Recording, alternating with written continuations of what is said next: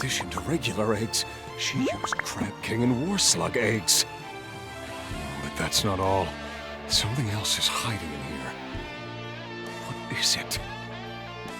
You noticed? It is a precious ingredient collected only from the finest zombies. Many overlords and demon lords have sought it. It is not only one of the most powerful weapons, but it is also the key to this line. Wait. Don't tell me you used... That's right. I used a horse whipper. Horse whipper! So Derek, for the last few days, you and I have been playing Disgaea Mayhem, the Warriors/Musou spin-off from the tactical RPG series by the same name that's been around since the PS2 era. I know you and I are both fans of this, and I was really excited to see this game when it first came up. I think it was announced like in a Nintendo Direct a while back, or maybe a State of Play, one of those. And I desperately wanted to see what NIS would end up doing by taking this beloved tactical series and moving it to real-time action. After having played and finished it in around 7 hours for me, I have some thoughts. I think there's some major positives and some major negatives to this game. But let's start off. What do you think so far? Well, it's one of those things where I came into this completely blind because I might have seen this announced during a direct. I honestly don't remember. So when you said that, hey, do you want to join me for this? I'm like, what the heck is Disgaea Mayhem? It just completely snuck up on me, despite being a fan of Disgaea with 1, 2, and 3. Those are the main games I've played. So I have familiarity with the series. I've just not played a lot of the more recent titles. So it was interesting coming back to this and having it still feel very much like Disgaea, and seeing it shift to, for me, from sprites, apparently it's been 3D for a while, but from sprites to 3D models was kind of like, oh wow, okay, this is kind of interesting. But then you get into the game and it doesn't leave the best first impression. It really makes you wonder, it's like, huh. So this is why Koei Tecmo is usually the only ones who make Musou games or Warriors games, because they have that down pat where there's, hundreds, if not thousands of enemies across a map, and you're constantly fighting in just this huge war setting. And that's not Disgaea. No, to be clear, Disgaea Mayhem does not do the entire tons of enemies for you to battle. It's usually somewhere around 20 enemies on screen at a given time, with the objective almost always being to take out 15 enemies, and then the rest just kind of disappear. And then the next mob appears elsewhere on the map. It's not going to give you kind of that same level of power fantasy in that respect. There are other ways that it manages to make you feel very powerful when you're playing the game, and we'll get to those. But I want to touch on, like you said, it doesn't give the strongest first impression. This is a game where visually on Switch 2, I don't think it's a very impressive game. It has a quality and a performance mode. I know you played mostly in quality mode. I played mostly in performance mode because I really wanted 60 FPS, which I'm happy to say it does feel as though performance mode is almost always, if not completely always, at 60 FPS. But it's not, it does so kind of makes a big visual sacrifice to get there. And one that I don't necessarily feel it had to, because I played the PS5 version very briefly for testing purposes, and the PS5 version looks incredibly sharp. It also has quality and performance modes, but I'll be honest, I literally could not tell the difference between quality and performance on PS5. They both look exactly the same, and they both seem to run at the same frame rate. So I'm not sure what the toggle is there for. But this was a game, you can see a lot of jagged edges. You can see a lot of aliasing on the characters. It might perform better in handheld. I admittedly did not have time to test it in handheld fully. But I would say that the performance and the visuals are honestly pretty secondary here, because visually, even on, other platforms, this is a very basic game. It's not meant to be a visual showcase for any platform. It's not meant to look great. And it runs serviceably well. It runs well enough that I was more focused on the actual moment-to-moment gameplay than I was on visuals or frame rates or anything like that. Yeah, I mostly played in handheld. It just was the more convenient thing for me. Stayed in quality because I typically have a hard time telling between 30 and 60. It's just a thing I have. And I didn't like, it's not the most amazing looking game, but still seeing these characters that I'm familiar with in 3D as far as the standard monster, demon enemies, was kind of cool to see. And, yeah, it's again, not going to blow minds. It doesn't really need to blow minds. You're not going to get a ton of characters on there, but it was pleasing enough, and I never felt any hiccups, probably because of only having so many enemies on screen at a time. They didn't push the system in any way, shape, or form. The biggest variety you'll get is that you'll have enemies of differing sizes as you're fighting through, and maybe that'll change things up. But I've never encountered any slowdown or anything like that. It did its job. The problem is that the levels are also incredibly basic. Like, these are not like the maps that you're familiar with in even a Warriors game, where they have sort of really telltale areas that you can go to and like memorable locations. Like, oh yeah, I need to go to this point, and it's like, I recognize this. Instead, it's just very generic across the entire map. And the third map is literally just a circle. Like, it is so basic and unmemorable. Again, it helps feed into the ideas like, I don't know about this game. It's a little, it might be a little crap, but that's not its strength. The shame of Disgaea Mayhem is that it shows you its weakest elements right off the bat, because believe me, starting up this game and going and having every mission being defeat 15 enemies here, defeat 15 enemies here, defeat 15 enemies here. Okay, you did that enough? Now you get to fight the boss. Or if you have a free play option, it's defeat 50 or 60 enemies of a certain type, and then the boss appears, and then you beat him that way. And that's your only two objectives. There is no variety beyond that. So it gets this idea, it's like, God, this is samey, and just loses what kind of makes Muso games so entertaining. But then you get into the Disgaea elements more and more as things get unlocked as you play further in the game. And yeah, that sounds like, you start paying more attention, I suppose. Right. That's the kind of special sauce here, as it were, is that while it doesn't really do anything that other Warriors or Musou games haven't, and it certainly kind of lacks a bit of depth in that regard. There's no like people to rescue. There's no generals. There's no bases to capture. It's just enemies and bosses. In that way, it kind of makes it feel like a more traditional Disgaea game, just translated into a 3D battlefield as opposed to, a traditional tactical RPG. Because obviously there was none of that in traditional Disgaea games. But what is in traditional Disgaea games that is here that kind of elevates this experience a bit are things like the Dark Assembly, the item world, the character world, or the Kara world, as they call it.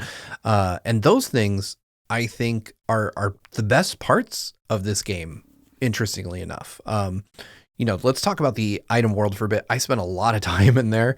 That was the majority of my 7 hours to credits, 9 hours to full completion playthrough of the game, was going into the item world and improving my armor, my weapons, my shoes, my badges, making everything much more powerful. And it's also where I gained the vast majority of the 580 levels that I gained during my playthrough.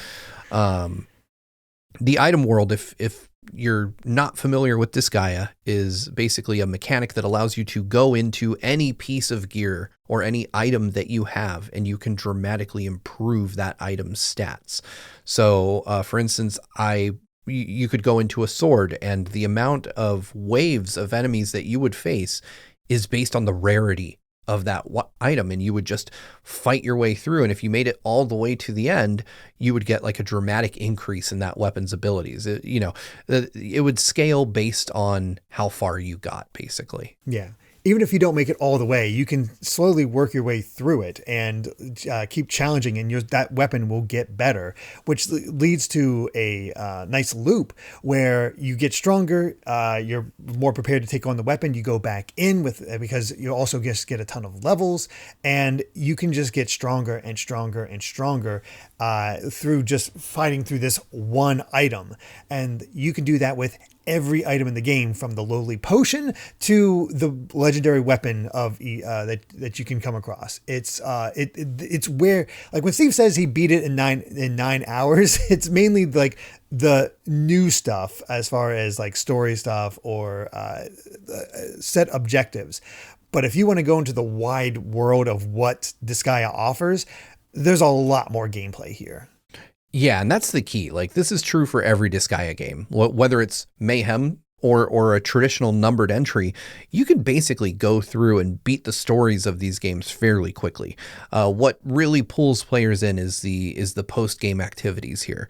The being able to maximize your build, being able to thoroughly, improve your party, or in the case of Mayhem, your character, because you do only ever get the one character, which is something that I found a bit disappointing. Yeah. Yeah. When you go into Muso and you have Disgaea, which throughout the entirety of the series always brings back its previous protagonists as either unlockables or DLC. And that is so Muso coded. It's like, yes, that makes sense. Where are they at? And no, it's just the one character. So I don't have the chance to play as Etna or Laharl from the first game. And I feel kind of disappointed by that, because I feel like that's a lot of the fun of it. Now, you still get variety because your character can use a lot of different weapons. He has swords, guns, bows, staves to cast magic, fists, and each one has different combos and different strategies behind it. So you can kind of find one that fits your style and go through in that way. So there is variety in how you can play through it if you want, but you're always going to have the same character, and that's where the kind of the disappointment of that aspect comes in. Yeah, I would have loved to be able to play as like Killia from Disgaea 5. Like he's like a wandering martial artist, and he can do a lot of cool moves, and I thought that would have been a great fit for a Musou game, especially when you use the fists and you can kind of see some of his techniques used in those. And it's worth mentioning that these weapons all have really cool like abilities. Each weapon has like unique abilities, and you can learn more. You can buy them in the item world. You can buy abilities to affix to your weapons. There's a lot of going on under the hood here that I really enjoy, that I would love to see in more traditional Musou games. I would absolutely love to see kind of upgrade mechanics available in other games, but it's worth mentioning that, I'm talking about how I was like level 600 or whatever, 580 when the game finished. I'm nowhere close. Not even remotely close to maxing out. The max level is 9,999, and I have I could probably easily put in 100 more hours just trying to get there, and maybe not even reach it. And that's without reincarnating, because you can reincarnate, carry over stats from reaching that level, and then go back up to that level and get your stats even better. This is a numbers game. This is if you feel excited seeing number go up, this is your game. And the way everything about Disgaea feeds into that, where all the traditional Disgaea elements are here outside of the turn-based gameplay, it's what makes this game better, because you have another key point. Honestly, the big point is the Dark Assembly, where you can suggest things that are important, like expanding the item shop so you can get better weapons, or buy better weapons, or defensive items, or what have you, to I want to be able to jump and dash and use my other regular moves while going through the hub world, to unlocking key features like, hey, that's how you get character worlds, so you can improve your base stats of your character as well. And it's all a matter of, you can, there'll be a certain percentage of likelihood of this thing passing, and you can bribe the monsters within with different items based on what they want, so you can get a more favorable outcome. If it doesn't work, you can then bribe them further with the money you have. Or if you want to be a cheapskate like I was, you can just beat them up. And if you're strong enough that you can handle them, and with it being a action game, it's a little bit more forgiving in that way, where if your dodge skills and your counter skills are enough, you can totally take them out and get things past. And one of the key features that Steve did not realize, he got, but didn't fully look into, was the cheat option. And tell me about your experience with the cheat option, Steve. Yeah. So, being that it was called the cheat shop, I decided not to really look at it too much during my playthrough. Obviously, the cheat shop is a returning mechanic from every Disgaea game. And it lets you do things like, gain more experience, gain more hell, gain more mana. It's like a sliding thing where you can take away from one to give to another. And as you progress through the game, you get more cheat points so that you can cheat a bit more the more you progress through the story. But what I basically decided, this is my first playthrough. I'm going to stay completely clear of the cheat shop. I'm not going to look at it at all because I didn't want it to impact my opinions of the game, because obviously if you go through and you cheat your way through, then you might have an easier or more difficult time depending on what you choose, and it might throw the balance off. So I chose to keep things the way the developers had balanced it initially. Turns out that was a huge mistake. Yeah, because of you using Item World, I was shocked when you told me that you beat the final boss in one hit because you've just gotten that powerful. Because, by chapter 4, and I think there's only 7 chapters in this, in total as far as the main game. You're only fighting enemies level 40. You were 500 by the end because of going through Item World. And that's where the cheat world comes in, because you can affect the difficulty, where you can assign star values, I think up to 20 stars, making it gradually more and more difficult. And the way they do that is by upping the level. And when I was playing through it, that felt like a kind of a dumb system, because certain levels require you to be a certain level. Certain stages you have to have a base level if you're going to enter a stage and do a certain mission. And so it raised it so I couldn't get into it anymore without lowering it back down.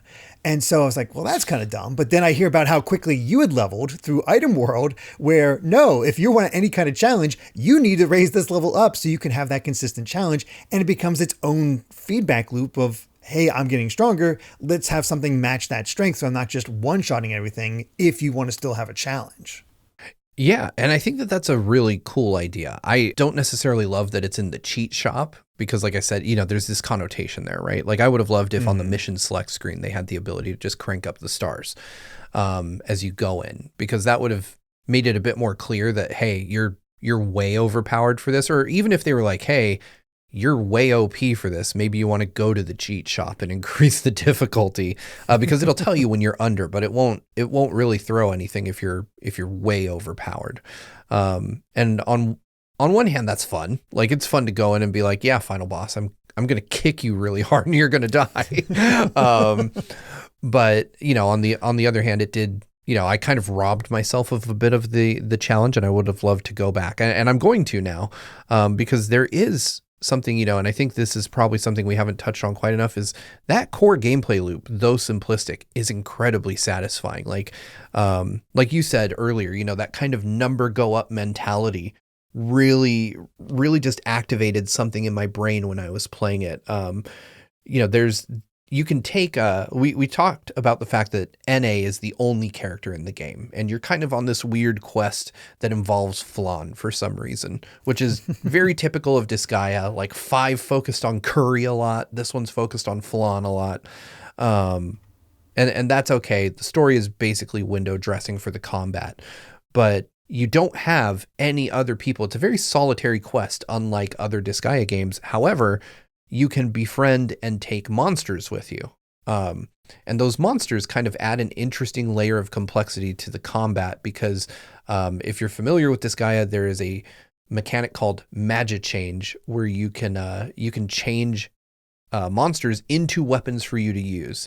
And you can't change weapons on the fly during combat. So you basically, whatever your loadout is going in, that's what you have. If you took a sword, you have a sword, so on and so forth. But having a monster with you and using Magic Change gives you the ability to have a second weapon in your inventory during a mission. So you can change from like a sword to a gun or a bow or fists or whatever.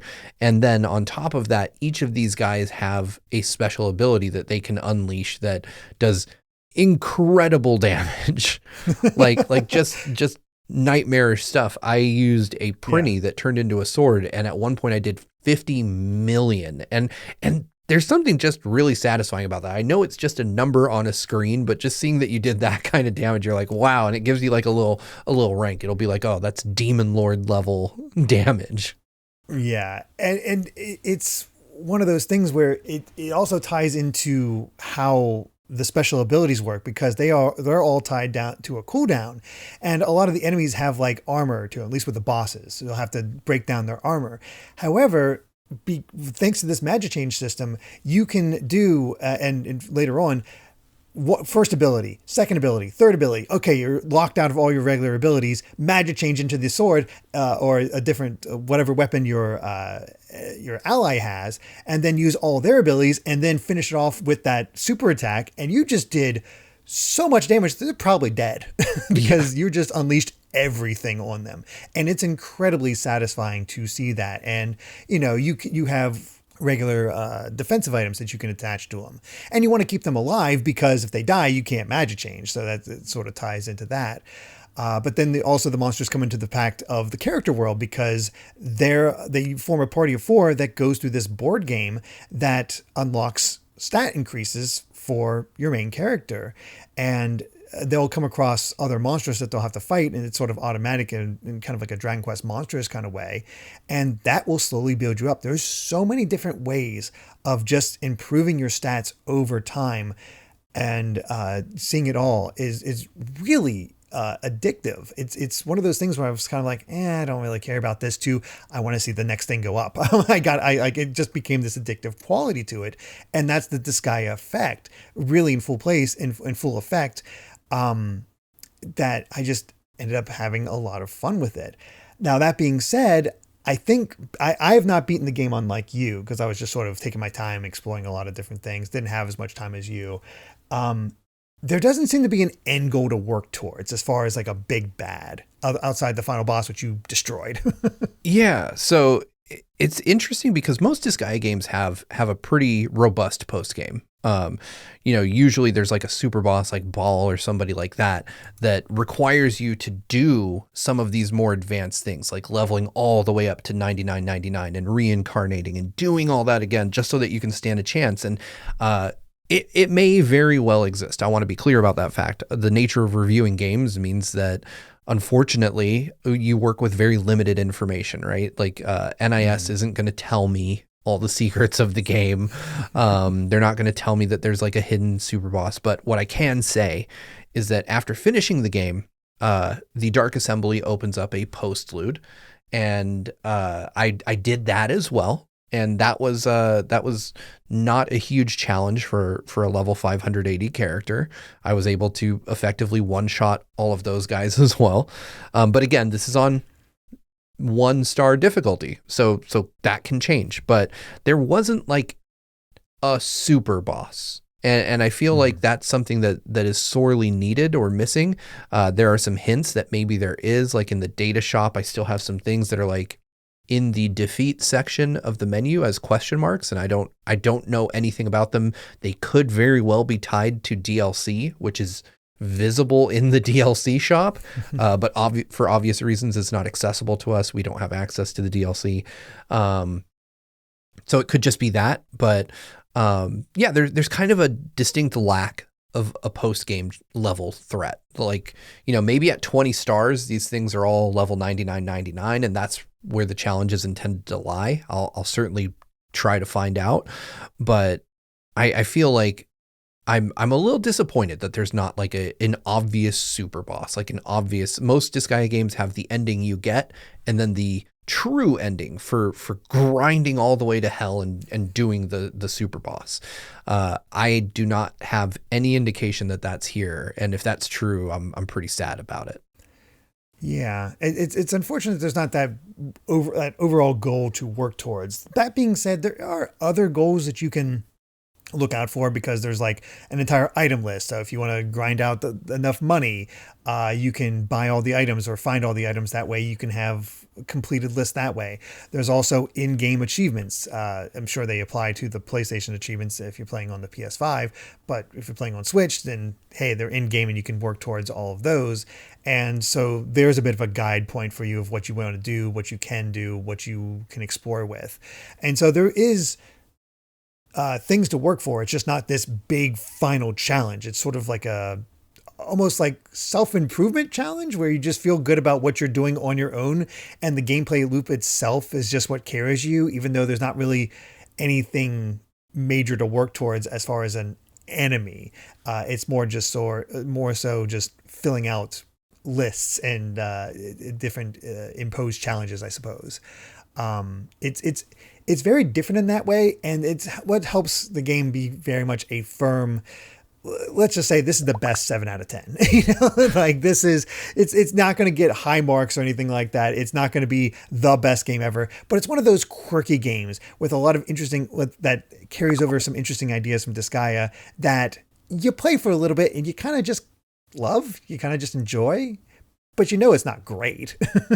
Right. This is a game that isn't going to be like a critical or probably even a sales darling. It's going to do well enough with the audience that it's angling towards. I agree with you. This is the most solid, easy to recommend 7 out of 10 in the world. Like I really appreciate this game for what it is, but the shortcomings are quite obvious.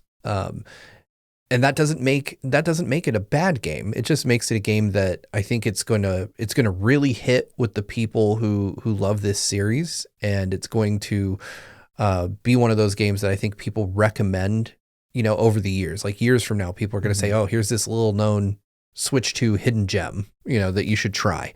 It's very simple, but it's quirky and it's fun, and the gameplay is addictive, and there's a lot to love here, but it's far from perfect. And I think that kind of encapsulates Disgaea Mayhem. I've had so much fun playing it. This is a game that I just didn't put down. I couldn't put down during the review period. Every night I played it for a couple hours, and I just really appreciated those couple hours that I spent with it.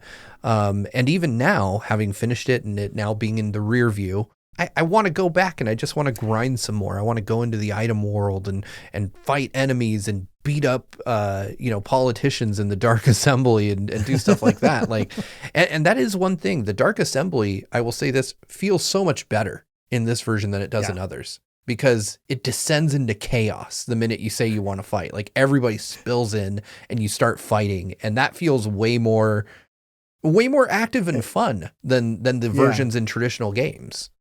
Because I can be like, I'm level 30 or so doing this, and I'm making this proposal, and here comes this level 90 guy coming for me. So I'm trying to dodge out of the way while dealing with the lower level guys and trying to get those big attacks out there and be ready to go. And if you lose, you don't lose anything other than the money you spent to try to do the proposal. But honestly, there's with the Dark Assembly, there's ways to manipulate it with, triple XP gain, triple money gain, triple mana gain, that you can do all this stuff. There's so much gameplay here to really enjoy. It's just a matter of how much you want to dedicate yourself. It's very self-imposed, and that's where I think people are going to be split.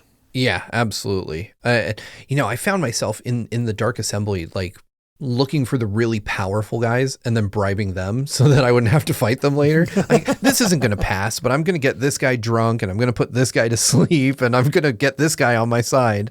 And I would just play the game that way, and it added so much to it. But I agree, this is kind of a choose your own adventure kind of scenario where some people will color within the lines and they might not find a lot to love, and those people who kind of venture out and see what the game has to offer outside of the story are going to find a lot of things they really enjoy. And I think that's a great kind of game to have. I think that it's not particularly deep, but it's fun and it's enjoyable while you have it. And I think that's the best way to put this. Is it's a great game as long as you don't really pick at it. As long as you don't get too critical over it, you're going to have a lot of fun. It's like a popcorn game. Yeah, you have to accept what you're getting with this. It's not going to be a high-end experience or anything like that, but it can be fun, and you're going to get as much out of it as you put in. Yeah, I couldn't say it better myself, and I think that's a great place to wrap up our review discussion of Disgaea Mayhem. That's available on Switch 2, PS5, and I'm sure other stuff. But thank you guys. I think it's original Switch as well. Oh, that's right. There you go. It's available on Switch 1, Switch 2, and PS5. And honestly, if it looks like a game that's for you, it probably is. And that's the best thing I could say about it. Thank you all so much for watching. If you'd like to hear more review discussions like this, make sure to subscribe to GVG and ring that bell so you're among the first to know when we upload new videos. And if you'd like to support us further, you can head over to patreon.com/gvgaming, where we post exclusive videos and discussions that will never be seen anywhere else. But that's going to do it for us. Thank you guys so much for watching. And until next time, bye. Bye.